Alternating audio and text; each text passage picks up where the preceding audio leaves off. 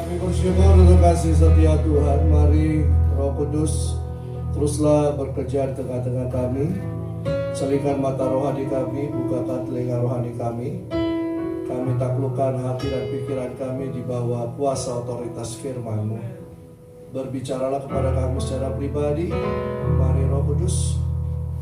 Kami tahu Tuhan yang menjamah, memulihkan setiap kami. Firman-Mu menyembuhkan kami. Dalam nama Tuhan Yesus. Haleluya. Amin. Shalom. Selamat tahun baru. Haleluya. Sudah lewat? Iya. Tapi baru lewat 1 minggu. Ini baru minggu kedua. Ya, maklum mahasiswa seperti itu, toh? No problem. Oke. Ya, hari ini kita akan membahas the foundation of relationship. Apa artinya? Dasar dari hubungan, ya. Oke. Nah, memang hidup ini diwarnai oleh hubungan-hubungan. Baik itu hubungan dalam keluarga, hubungan di sekolah, kampus, lingkungan, bahkan pekerjaan, hubungan di gereja, hubungan dalam dunia pelayanan, apalagi hubungan di masyarakat, hubungan cinta, hubungan LDR, iya kan? Hubungan yang toksik juga ada, apalagi, ya, apalagi hubungan-hubungan yang apa? Ya, hubungan antara manusia dengan peliharaannya, ya, bucin, ya, nah itu bucin, ya. Nah, jadi memang tidak terlepas. Kenapa? Karena manusia itu bukan hanya sekedar makhluk individu saja, tetapi makhluk sosial. Ya, dengan kita berhubungan, kita mengembangkan sikap sosial kita, kita mengembangkan kehidupan kita. Bahkan dengan melalui berbagai hubungan kita mendapatkan diperlengkapi dalam berbagai hal. Jadi manusia itu tidak dapat hidup sendiri. Jadi kalau ada yang mau hidup sendiri, silakan. Ya, tapi Anda akan rugi. Apalagi yang jomblo. Ya. Ya, karena firman Tuhan bilang tidak baik seorang diri, kan? Berdua lebih baik.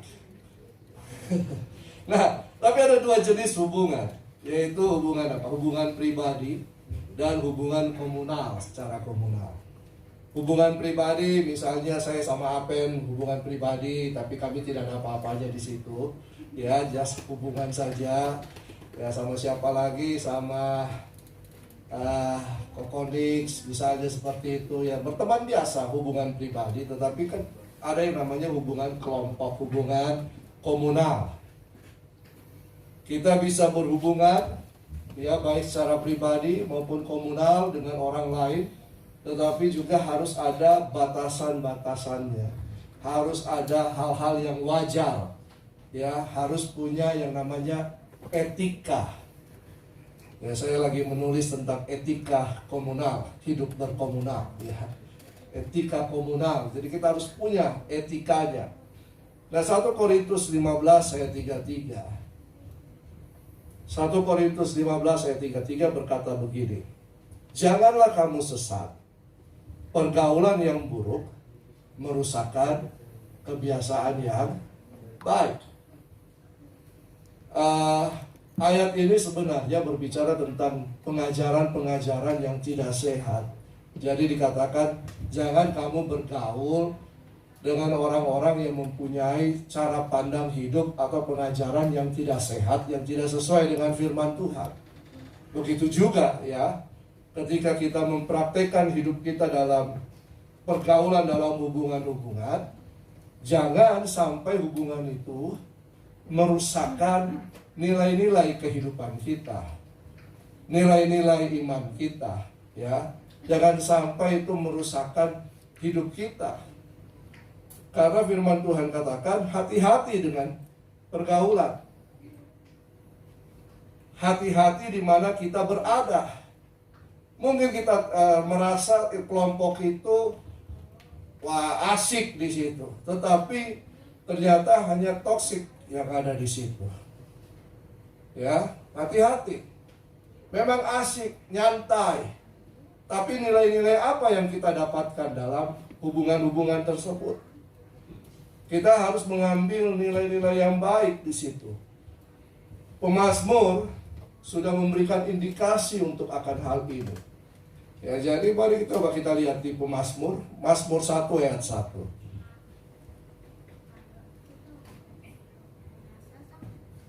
Mazmur 1 ayat 1 dikatakan begini. Berbahagialah orang yang tidak berjalan menurut nasihat orang fasik, yang tidak berdiri di jalan orang berdosa, dan yang tidak duduk dalam kumpulan pencemooh. Coba lihat hubungan komunal kalian. Ada enggak 3 tipe orang seperti ini di situ? Ada enggak? Yang bicaranya ngawur, ya bicaranya sembarangan. Ada enggak? Yang suka ya macam-macam di situ ya. Ya saya punya banyak komunitas juga, ada komunitas ngopi saya. Tapi hari-hari ini saya sudah tidak bergabung dengan mereka lagi. Jadi coba kita lihat ini. Ada 3 hal yang harus diperhatikan dalam membangun hubungan. Yang pertama, jangan berjalan menurut nasihat orang fasik. Salah satu ciri dari orang fasik itu apa? Tidak mengakui akan adanya Allah. Tidak percaya tentang Tuhan. Ya. Tidak mempunyai pandangan, dia mempunyai pandangan yang tidak sesuai dengan firman Tuhan. Sebenarnya ada 7 ciri orang fasik. Dia sombong. Sombong itu apa? Merasa benar sendiri. Ya, mudah mencelah. Yang kedua, ini suka mencibir, suka mengolok-olok. Ya, tanpa melihat apa yang mereka sendiri sudah perbuat. Jadi sombong, suka mencelah, mencibir. Apa dia? Dia kira hanya dia yang bisa. Ya gitu. Ya. Ayo, ada enggak di dalam kelompokmu? Ya, tinggi hati. Ini hampir sama dengan sombong, tapi tinggi hati ini merasa diri lebih baik dan tidak mau diajar, tidak mau menerima masukan dari orang lain. Dengki dan iri hati. Wah. Tidak mau kalah dari orang lain. Senang melihat orang lain susah. Susah melihat orang lain senang. Ya. Banyak kan? Banyak. Ya. Saya mendorong kalau ada orang yang punya potensi, naikkan dia, majukan. Silakan. Ya, kembangkan potensimu. Ya, jangan ditahan-tahan. Jangan kita hanya mau menang sendiri. Ya, kejam. Cenderung tegang menyakiti sesama dan merasa bodoh pada penderitaan orang lain. Memang tong dia. Ya tak? Tamak. Ini orang ciri-ciri orang fasik. Ingin menguasai seluruhnya. Selalu berbicara tentang keuntungan, mau untung sendiri. Ya. Jadi kepentingan diri sendiri yang diutamakan. Filipi mengatakan jangan kamu mementingkan dirimu sendiri. Apalagi pemberontak. Tidak takut melakukan macam-macam dosa menurut Alkitab. Tidak mau menjalani firman Tuhan dengan baik. Nah, ini ciri-ciri orang fasik. Jadi jangan bergaul dengan, kalau ada teman kita seperti ini, cukup kita berteman, tetapi jangan bergaul. Ya. Yang kedua, jangan berdiri di jalan orang berdosa. Ya, orang berdosa itu orang yang tidak taat firman, yang tidak mau melakukan firman, betul kan? Yang hidup dengan hawa nafsu dirinya sendiri, yang hidup dalam kedagingan, yang mau suka-sukanya dia. Ya, jangan seperti itu. Dikatakan tadi apa? Jangan berjalan, jalan sama-sama dengan orang fasik. Apalagi di situ dikatakan berdiri bersama-sama. Ya, ini coba aja. Jangan berjalan. Berjalan kan berarti kita ada hubungan yang baik kita jalan sama-sama. Tidak, kalau tidak ada hubungan yang baik, tidak akan jalan sama-sama kan? Jangan lagi berdiri. Berdiri itu berarti sedang mempertahankan sesuatu. Apalagi dikatakan di situ, ya, jangan duduk dalam kumpulan pencemooh. Duduk berarti sudah tandanya ada kesepakatan di situ. Sepakat. Nah, ketika siapa yang dipencemooh? Ini pencemooh ialah orang yang suka melontarkan kata-kata hinaan dan menertawakan orang lain. Suka apa lagi? Suka mengkritik dengan kasar dan keras. Suka menunjukkan ketidaksukaannya dengan cara-cara yang merendahkan orang lain, ya, menyatakan penolakan dengan cara yang melecehkan. Pencemooh, ya, dalam tingkatan yang tertinggi. Nah, ini dia. Amsal mengatakan begini, ialah orang yang mengatakan dari hatinya dan yang intinya menolak dan menghina segala sesuatu yang datangnya dari Tuhan. Ya, pencemooh, ya, suka membuli orang. Nah, ini dia. Ya, pencemooh juga ialah orang yang kurang ajar dan sombong. Kata firman Tuhan, Amsal 21 ayat 24. Karena itu, ya, dalam membangun hubungan baik pribadi maupun kelompok, maka ini dia, kita harus mendasarinya dengan, coba baca bersama Matius 22 ayat 37 sampai 40. Matius 22 ayat 37 sampai 40. Ini dasar daripada hubungan. Ya, baik hubungan secara pribadi maupun hubungan komunal. Ini dasarnya. Ya. Mari kita baca bersama-sama. 1, 2, 3. Jawab Yesus kepadanya, kasihilah Tuhan Allahmu dengan segenap hatimu dan dengan segenap jiwamu dan dengan segenap akal budimu. Itulah hukum yang terutama dan yang pertama. Dan hukum yang kedua yang sama dengan itu ialah kasihilah sesamamu manusia seperti dirimu sendiri. Pada kedua hukum inilah tergantung seluruh hukum Taurat dan kitab para nabi. Dikatakan kasihilah Tuhan Allahmu. Kalau kita mengasihi Tuhan kita, berarti kita juga akan mengasihi sesama kita. Ya kan? Kasihi Tuhan Allahmu, kasihilah sesamamu manusia seperti dirimu sendiri. Jadi kalau kita mau melakukan hubungan, saya tidak berbicara hanya hubungan cinta, ya, pacaran, tapi hubungan persahabatan, hubungan komunikasi yang baik di antara kita. Coba kita taruh posisi kita pada orang tersebut. Mau nggak kita diperlakukan seperti yang tadi saya katakan?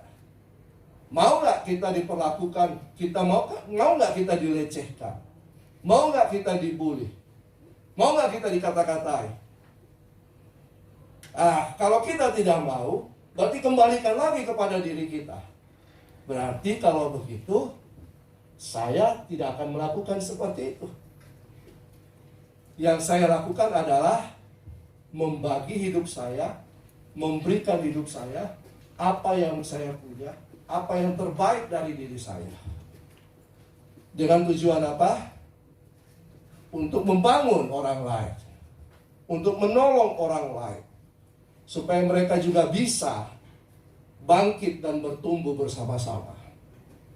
Di hubungan kasih, ya, saling menghormati, saling menolong, saling menopang, ya. Jadi inilah yang harus kita lakukan.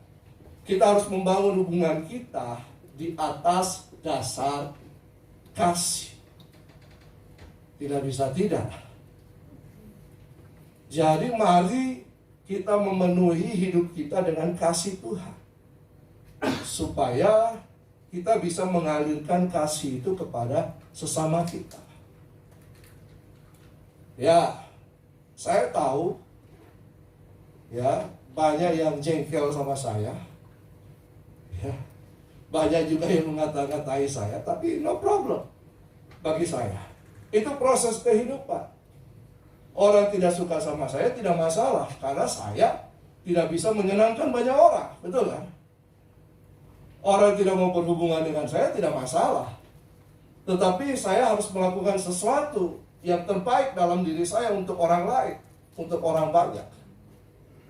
Bukan saya yang rugi. Ya. Nah, dikatakan apa, Amsal mengatakan besi menajamkan besi. Manusia menajamkan sesama. Ini bukan soal perselisihan, bukan.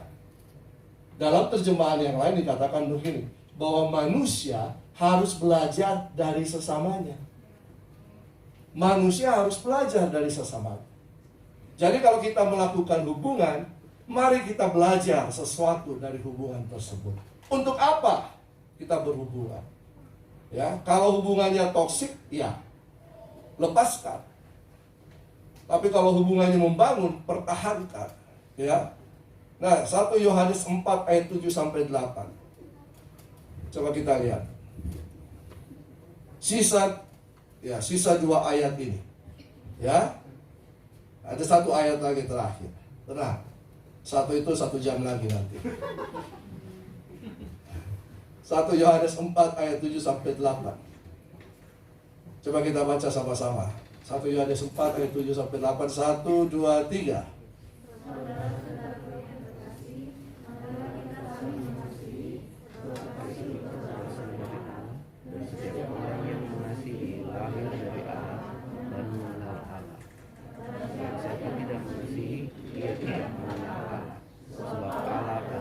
Amin. Saudara-saudaraku yang kekasih, marilah kita saling mengasihi, sebab kasih itu berasal dari Allah. Allah itu kasih. Ya. Jadi dikatakan tadi, ketika kita mengasihi Allah, kita harus mengasihi sesama kita. Bagaimana mungkin kita bisa mengasihi Tuhan kalau kita tidak mengasihi apa yang ada kelihatan? Tuhan tidak kelihatan, yang ada di depan kita kelihatan.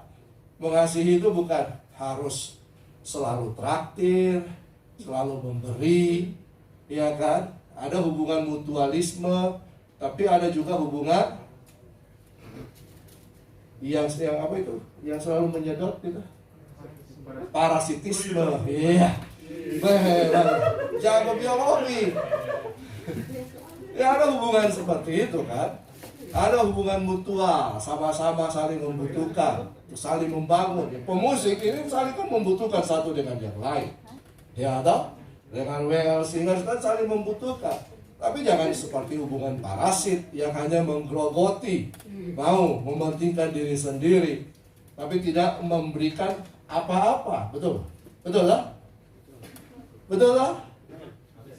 Amin, betul lah? Ada dia yang jawab tadi, ya.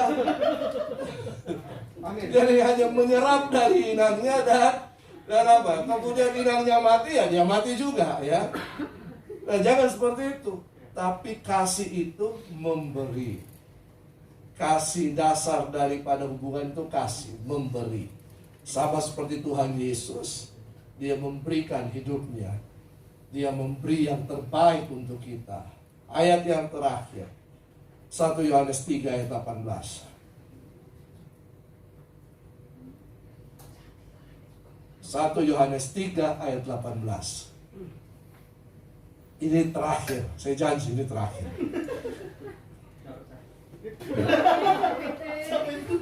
Gak percaya? Ke saya ya. Gak apa-apa.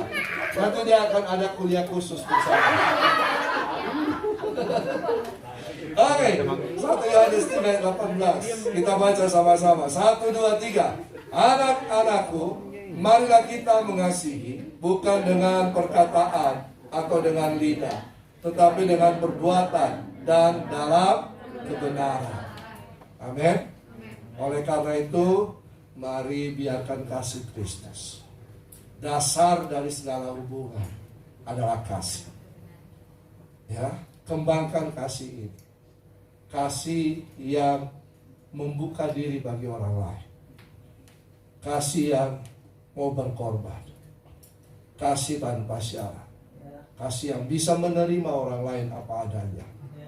Ya, menerima kelebihan, menerima kekurangan. Betul kan? Yuk. Ya. Nah. Amin. Ya, ternyata kasih yang bisa melakukan yang terbaik untuk orang lain. Jangan harap untuk mendapatkan kasih kalau tidak memberi kasih. Ya tak? Tetapi di tempat ini saya percaya bahwa kita semua saling memberi satu dengan yang lain. Nah, kalau ada uang silakan traktir. Kalau tidak ada uang berikan yang lain. Iya kan? Ya, kalau mampu silakan, tapi ya jangan juga kalian sering-sering traktir Kak dulu ya. Traktir Kak dulu. Jangan. Iya kan? Harus juga mentraktir, betul ya? Ya. Kalau tidak mau makan di traktiran, jangan apa ya? Ya jangan berlaku sebaliknya. Gitu. Nah, oleh karena itu di akhir khotbah saya, ya, biarkan kasih Tuhan memenuhi hidupmu dan biarkan Roh Kudus memimpinmu supaya mengalirkan kasih itu kepada sesama. Amin. Mari kita saling mengampuni satu sama lain, saling mendukung, saling menopang. Tahun ini ya kita awali dengan hubungan. Ya, kita perbaiki hubungan yang salah, hubungan yang ada, saling support satu dengan yang lain. Amin. Saya selalu membuka diri. Kalau kalian ada apa-apa silakan. Ya, kalau tidak ada apa-apa juga tidak apa-apa. Gitu ya. Mau menyusahkan saya juga bisa saja ya, silakan. Tidak masalah. HP saya 24 jam on. Silakan. Oke, mari kita berdoa. Terima kasih Tuhan, kami bersyukur untuk firman-Mu. Biar kami belajar tentang dasar daripada hubungan. Bukan materi, bukan jabatan, bukan hal-hal yang lain Tuhan. Tetapi dasarnya adalah kasih Kristus. Terima kasih Tuhan, biar kami dipenuhi oleh kasih Kristus. Kalau ada yang salah, kami saling memaafkan, mengampuni satu dengan yang lain. Kami saling menopang, kami saling membangun, kami saling menguatkan satu dengan yang lain. Roh Kudus tolong kami, biar persekutuan ini tetap dan persekutuan ini memuliakan nama Tuhan. Banyak menjangkau jiwa-jiwa yang lain dan nama Tuhan saja yang dipermuliakan, diberkati. Dalam nama Tuhan Yesus. Amin.